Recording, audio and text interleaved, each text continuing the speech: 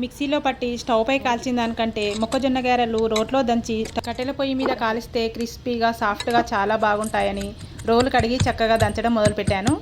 చిన్నప్పుడు ఎప్పుడో 15-20 సంవత్సరాల క్రితం ఇలాగే దంచేవాళ్ళం. కానీ మిక్సీలు వచ్చినప్పటి నుంచి మిక్సీలో రుబ్బడమే అలవాటైపోయింది. చాలా రోజుల తర్వాత ఇలా దంచుతున్నాను కాబట్టి కొత్తగా ఉత్సాహంగా అనిపించింది. నా దగ్గర రోలు మాత్రమే ఉంది. రోకలు ఇరిగిపోతే మా ఇంటి పక్క అక్కయ్యను రోకలు బండి అడిగి మరీ తీసుకొచ్చి దంచుకున్నాను. సగం మొక్కజొన్నలు దంచే వరకు నాలో ఉత్సాహం ఉత్తేజం అలాగే ఉన్నాయి. ఏ పిండినైనా మంచిగా రోట్లో దంచుకోవచ్చు, ఈజీగానే ఉంది కదా అనుకున్నాను. రోజుకొక రోటి పచ్చడి చేసుకోవచ్చు, వారానికో వడల పిండి తయారు చేసుకోవచ్చు అనుకున్నాను. రోట్లో దంచాలన్న నా ఉత్సాహం సగం వరకు సంతోషంగా చేసిన తర్వాత సగం దంచే వరకు సన్నగిల్లిపోయింది.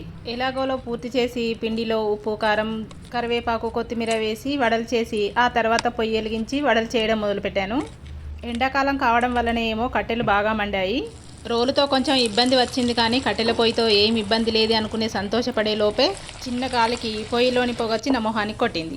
అబ్బా, కళ్ళు మండుతున్నాయి అనుకొని తాతమ్మల్ని అమ్మమ్మల్ని గుర్తు చేసుకున్నాను. అప్పట్లో వాళ్ళు పెద్ద పెద్ద వంటలు కట్టెల పొయ్యి మీద ఎలా చేశారో ఏమో అనుకొని. ఏ మాటకు ఆ మాటే చెప్పుకోవాలి. రోట్లో దంచి కట్టెల పొయ్యి మీద చేశాం కాబట్టి మొక్కజొన్న గారెలు టేస్టీగానే ఉన్నాయి. కాకపోతే ఇలాంటి పనులని చేయడం చాలా రోజులు అయ్యింది కాబట్టి కొంచెం కష్టంగా అనిపించింది. రోజు చేస్తే ఇప్పుడు కూడా మళ్ళీ అలవాటు అవుతుంది. సరే కానీ నా ఛానల్ని సబ్స్క్రైబ్ చేసుకోండి ప్లీజ్.